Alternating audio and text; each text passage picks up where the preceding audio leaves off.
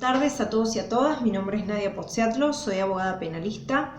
Integro dos organizaciones, una es Asociación Pensamiento Penal y la otra es RESET, ambas relativas a la temática de materia de políticas de drogas y derechos humanos. He intervenido en varias causas por cannabis medicinal y también para uso recreativo.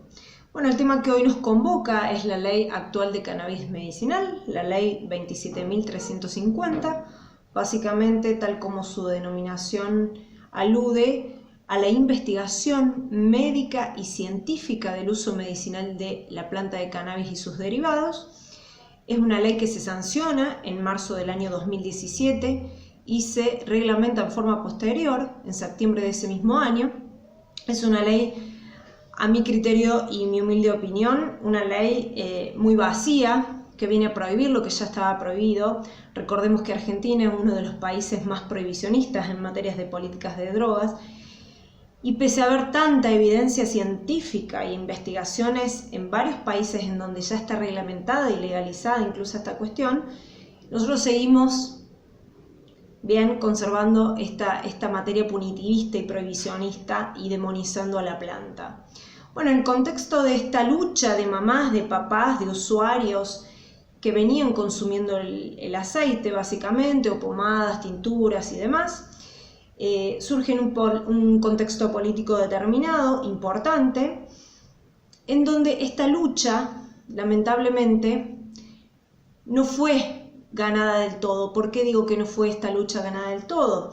Porque se dejó de lado una figura muy importante que fue el autocultivo. Bien, hoy las personas que cultivan en sus hogares lamentablemente tienen una sanción penal muy grave.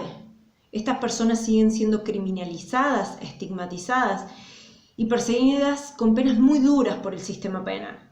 Recordemos que hay una ley opuesta a esta misma de cannabis medicinal, que es la ley de estupefacientes, la ley 23.737, que todavía se conserva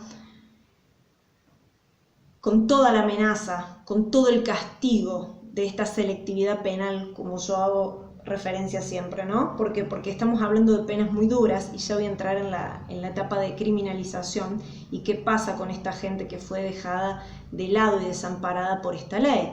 Recordemos que si bien se dejó de lado esta figura del autocultivo, que está a mi criterio basada en la solidaridad, en que cada persona que hoy por hoy consume pueda cultivar en su casa, ir viendo la rotación de las cepas, ir viendo que el cuerpo no produzca un acostumbramiento. Bueno, todas estas cuestiones lamentablemente son las que hoy varias ONG siguen reclamando. Todas las reglamentaciones posteriores a la ley lamentablemente dejaron de lado esta figura y pareciera ser que no va a ser tenida en cuenta, por lo menos por estos años subsiguientes, ¿no? Nosotros tenemos que tener en cuenta también que en principio dije que esta ley nada venía a decir. ¿Y por qué hago referencia a esta temática, a esta cuestión?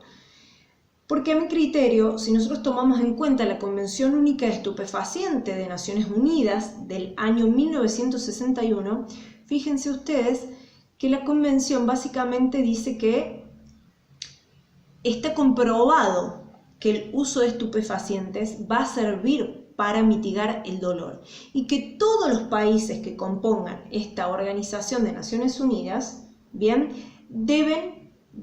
necesariamente tener en cuenta o garantizar la cantidad mínima indispensable para esta finalidad. Tal es así que la Argentina, a través de la ley 17.818, en el año 1968, regula administrativamente de alguna manera esta Convención Única de Estupefacientes. Y si bien establece que va a quedar prohibido la fabricación, la distribución, el cultivo, la comercialización y demás de los estupefacientes, se debe garantizar una cantidad mínima para la investigación. O sea que estamos hablando de una ley o de una convención que Argentina regula administrativamente en el año 68, o sea, hace más de 50 años que está permitida esta investigación. Por eso digo que la ley actual de cannabis medicinal nada viene a decir sino que viene a prohibir lo que ya estaba prohibido. Fíjense ustedes que en este proceso de sanción y en pleno debate parlamentario es consultada la ANMAT a los fines de que brinde un informe o emita una opinión acerca de esta temática. Y fue muy alentador. ¿Por qué? Porque básicamente en junio de 2016 la ANMAT saca un informe ultra rápido del uso medicinal de los cannabinoides. Fue un informe bastante completo en donde se establecían varias patologías que podían ser tratadas. Hablaba de eficacia y seguridad para todas las personas enfermas que pudieran consumir la planta, digamos, los derivados de la planta. Pero después no sabemos qué pasó, porque meses después, básicamente en octubre de ese mismo año, este informe ultra rápido se contradice por la misma institución, por la misma ANMAT. ¿Por qué? Porque después solamente lo reduce a una importación, bien, de aceite solamente para una sola patología, que es la epilepsia refractaria para niños y jóvenes adultos. ¿Qué pasó? No sabemos en el medio. Bien, la verdad que la ANMAT no se expidió demasiado relativamente a por qué lo había solamente acotado a esta patología y demás. Bien, bueno, también tenemos que tener en cuenta los objetivos de esta ley. Básicamente la ley establece un programa nacional para la investigación, el estudio, buscar evidencias científicas, pese a que tenemos un montón de países que hoy por hoy tienen regulado el uso medicinal del cannabis. O sea que no deberíamos perder tanto tiempo en evidencia científica ni en investigación, teniendo en cuenta que ya otros países, incluso países vecinos, no nos vayamos a otro continente, países vecinos ya tienen regulada esta temática. En este contexto tenemos que tener en cuenta que esta ley, uno de sus objetivos es ese, el que acabo de mencionar, crear un programa nacional en donde se haga referencia y se investigue y se desarrolle evidencia científica. Otro de los artículos importantes que tiene la ley, a mi criterio, es cómo la persona usuaria, bien, de aceites, pomadas, tinturas, etc., puede hoy por hoy obtener esta sustancia. Bueno, la ley me habla de básicamente dos regímenes diferentes. Uno, que es la elaboración por parte del propio Estado Nacional, que eso sería obviamente el fin o la finalidad óptima que tiene la ley, ¿no? Pero hoy por hoy, lamentablemente, solo contamos con la provincia de Jujuy, en donde a mi criterio no estoy de acuerdo porque hay una desigualdad ante la ley muy importante, violándose sistemáticamente el artículo 16 de la Constitución Nacional relativo a la igualdad ante la ley. ¿Y por qué digo? Porque no puede ser que una persona hoy por hoy, como es el hijo del gobernador, haya creado una sociedad del Estado, bien, en donde pueda cultivar, y vamos a tener el cultivo más grande de todo el planeta, y un pibe o una piba que tenga 2 plantas en la casa son criminalizados y perseguidos con todo el peso de la ley, del sistema penal.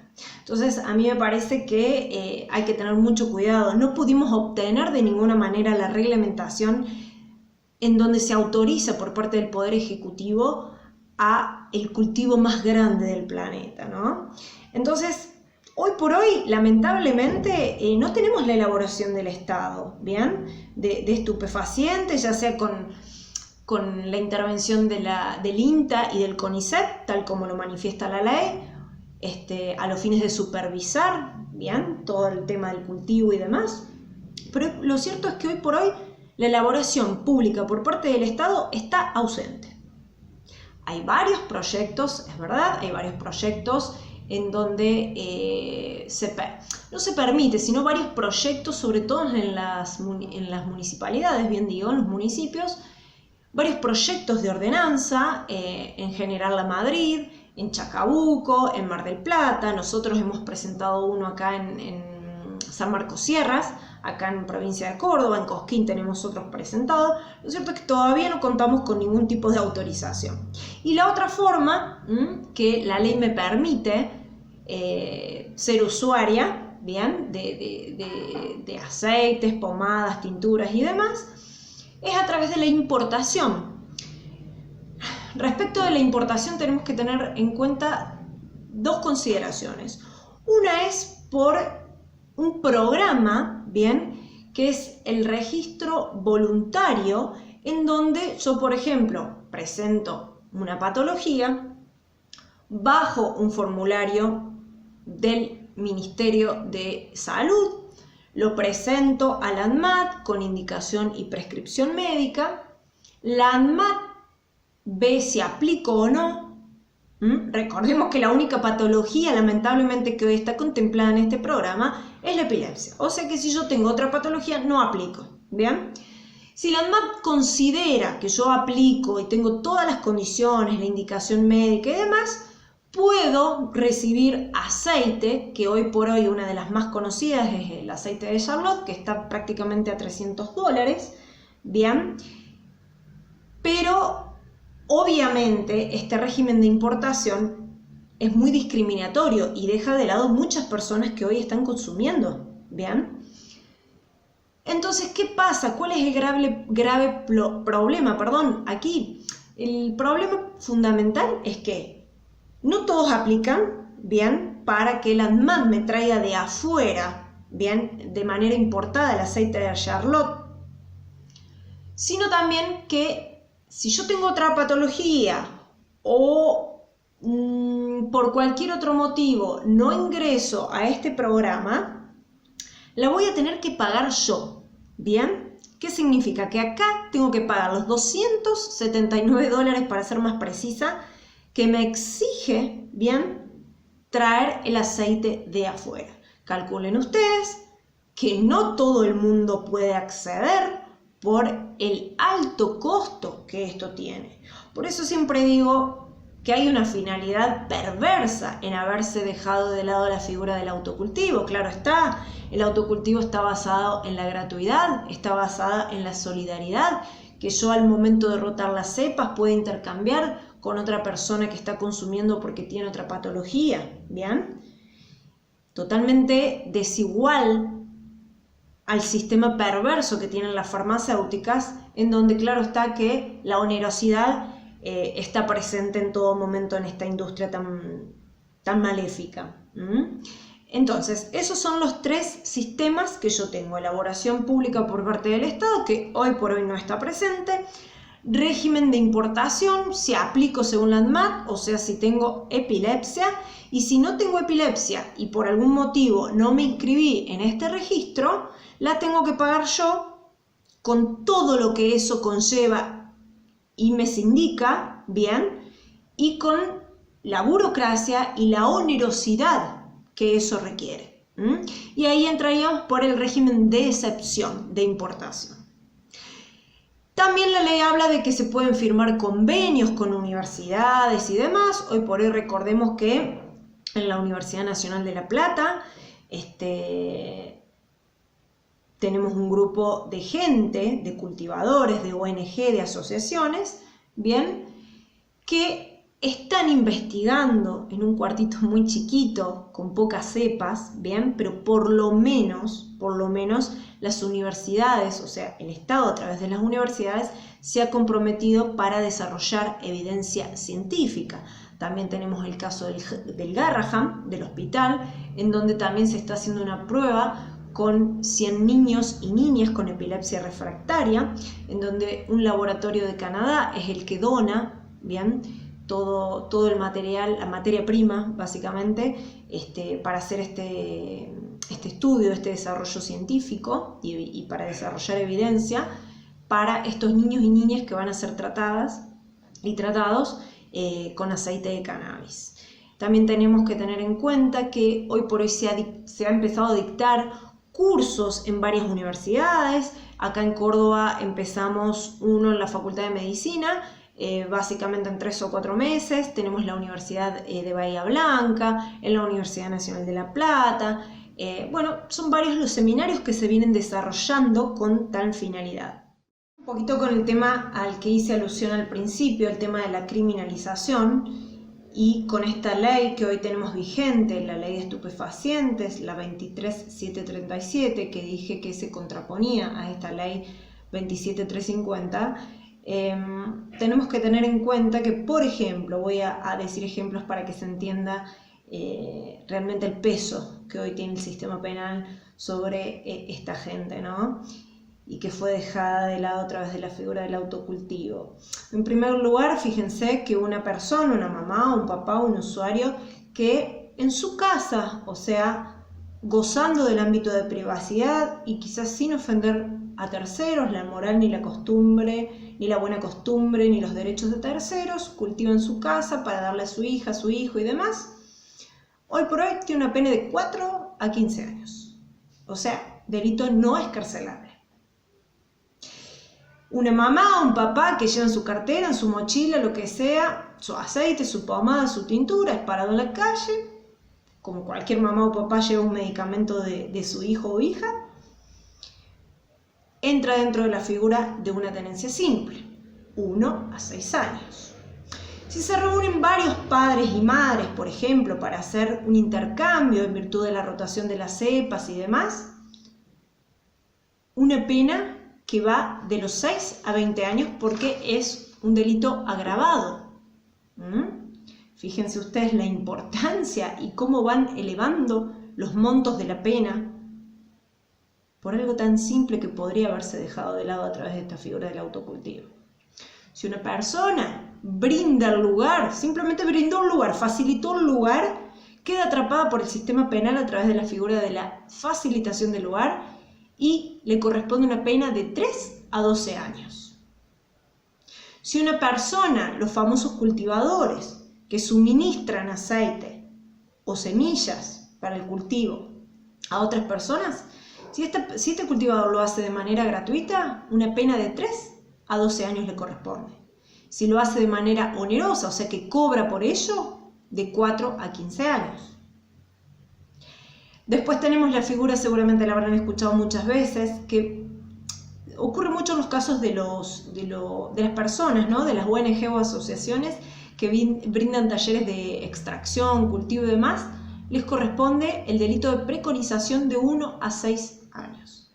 O sea, no podemos dejar de lado que hoy por hoy el sistema penal es totalmente perverso para esta gente y se podría realmente de corazón haber evitado esta criminalización, esta estigmatización. Muchas veces nos pasa con los cultivadores compañeros de distintas ONG o asociaciones, bien, que son atrapados por este sistema penal perverso y anacrónico y prohibicionista, punitivista, y después se termina comprobando que en realidad lo tenían para sí, o para algún tipo de patología que él o ella o sus familiares presentaban, pero mucha gente tenemos en el sistema penitenciario por esta temática y gente que ha estado presa mucho tiempo, porque son delitos no escarcelables. Recordemos que las penas de 1, 2 y 3 años son escarcelables. Pero estamos hablando, todas las penas que yo les comenté básicamente son de 4 en adelante. O sea que estas personas quizás pasan muchos meses y hasta años encarceladas y privadas de su libertad, para después resolverse en un fallo ulterior, de que en realidad lo hacían con fines medicinales o con fines recreativos, lúdicos, de uso responsable, como ustedes quieran llamarlo, es lo de menos cómo sindicamos el uso que le damos, sino que en realidad recuerden ustedes que tenemos 2 fallos importantes que nos están respetando lo más mínimo. Lamentablemente, no hemos modificado el artículo 14 de la ley de estupefacientes, que dice que aquellas conductas relativas a esta temática que no ofendan derechos de terceros, la moral o las buenas costumbres, o sean realizadas estas conductas con un ámbito de privacidad, quedan reservadas a Dios y exenta de la autoridad de los magistrados. ¿Qué quiere decir? Que si yo tengo una plantita, 2, 3 o lo que fuera, porque la ley tampoco es clara en eso, en decir, bueno, tengo X cantidad de plata o tengo X cantidad de estupefacientes y me corresponde tal figura. No, ni siquiera es clara eso. Queda al arbitrio y a la decisión discrecional del juez. O sea que si yo de pronto tengo un juez piola, garantista y demás, que entendió de qué se trataba, de que yo no estaba comercializando ni vendiéndole a nadie, quizás me aplica el fallo, estos 2 fallos que voy a hacer referencia, Basterrica, del año 86, y el fallo Arriola de 2009. Vamos a cumplir 10 años del último fallo. Y todavía nos seguimos preguntando, escuchen bien, todavía nos seguimos preguntando si ofendemos o no la moral, las buenas costumbres o derechos de terceros, o si lo hice o no en mi ámbito de privacidad. En un fallo, ambos, que de manera unánime la Corte Suprema de Justicia de la Nación ha garantizado que no debe ser penalizada este tipo de conductas cuando es para consumo personal y no trascienda a terceros, ni ofenda a los derechos de terceros. Lamentablemente parece que los policías que detienen a los cultivadores o a las personas usuarias o no lo saben, o no quieren tenerlo en cuenta, o los jueces tampoco hacen caso omiso, ¿bien? Esta es una cuestión que se ha planteado en varias reformas al Código Penal. De hecho, hubo una en agosto, si mal no recuerdo, del año pasado, de 2018, en donde se habló mucho que se había formado una comisión para la reforma del Código, y una de estas cuestiones fue tener en cuenta estos 2 fallos, porque no son fallos de primera instancia, es el máximo tribunal, el máximo órgano judicial, el que se, ¿cómo puedo decirlo? El que se expidió en esta materia, ¿bien? Declarar inconstitucional la tenencia para consumo personal. De conclusión, para ver los aspectos positivos y negativos que esta ley generó, creo que lo positivo fue desmitificar un poco los usos demoníacos, ¿no? Y de demonio y de cosa mala que tenía la planta. Incluso un montón de personas grandes hoy por hoy están consumiendo, cuando no veían en la tele esta cuestión de ay, la droga y esa gente que se droga sale a robar, porque lo vemos mucho los abogados penalistas, ¿no? Automáticamente relacionan, el sistema, el Poder Judicial relaciona esta cuestión de que una persona que se droga es una persona que va a cometer un delito, ¿bien? Cuando en realidad no tiene íntima convicción una cosa con la otra, no hay una relación de causalidad ni de casualidad. Entonces creo que se desmitificó un poco este uso que se le daba a la planta por muchas personas grandes también, adultos mayores, ancianos, que hoy por hoy están consumiendo y están viendo la efectividad. Recordemos que muchas personas que han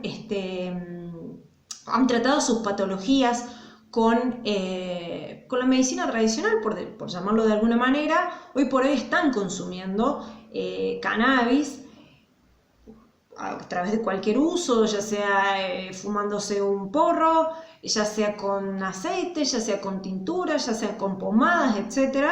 Hoy por hoy se tratan más de 45 patologías, ¿bien? También creo que otro punto de vista positivo podría ser que hoy por hoy haya habido un reconocimiento legislativo y ante la sociedad de que por lo menos tenemos una ley que empieza a hablar de la marihuana con otra finalidad diferente y positiva a la que años anteriores tenía. ¿Bien? No es menor, me parece. Después todo el movimiento y toda la solidaridad que hubo entre todos estos espacios de luchas y de conquista para que hoy por hoy tengamos una ley que es vacía, es gris, es contradictoria y demás, pero por lo menos está presente. Podría no estarlo. Y el aspecto negativo es que, lamentablemente, al no contar con una elaboración pública por parte del Estado, tenemos que esperar todos esos tiempos, ¿no? para poder recién desarrollar evidencia científica. ¿Y qué hago con una persona que se me está muriendo, con una persona que está sumamente grave? El dolor no espera, gente. Entonces me parece que no tendríamos que hablar de evidencia científica, sino que tendríamos ya que tomar como referencia, como protocolo, la evidencia, la investigación de otros países hermanos y hermanas, a los fines de poder darle celeridad a esta ley y que se permita el autocultivo de una vez por todas. Creo que es la lucha que nos debemos y la conquista que nos debemos como sociedad, desde cualquier tipo de militancia que hagamos, como abogados, como médicos, como ONG, como asociación, como consumidor, como usuario y demás. Creo que tenemos que unirnos de una vez por todas, no perder más tiempo en investigar ni en desarrollar evidencia científica. Creo que la ley de estupefacientes debe empezar a cambiar su mirada, empezar a cambiar los montos de la pena, tener en cuenta y respetar los fallos Basterrica y Arriola, ¿bien? Y cambiar todo el sistema del artículo 14 de la ley de drogas para que hoy por hoy las personas que consumen no sean criminalizadas con todo el peso de la ley y del sistema penal que le corresponden para los casos que mencioné anteriormente, ¿no? Creo que hoy por hoy están apareciendo en muchos medios madres, padres, incluso yo sé que da mucha bronca, ¿no? Porque insisto con el tema del derecho a la desigualdad, tuvimos en el programa de Mirta y en tantos otros programas gente famosa que habla y en la cara a los ministros les está diciendo que en su casa tienen plantas. Me parece muy injusto también que ellos puedan decirlo con total libertad y tengamos tanta gente dentro del sistema penal presas y presos por cultivo. Bien, a lo mejor con 2 o 3 plantas, está bien, después se demuestra que es para consumo personal, pero ¿cuánto tiempo? ¿Cuánta vida? ¿Cuánta salud?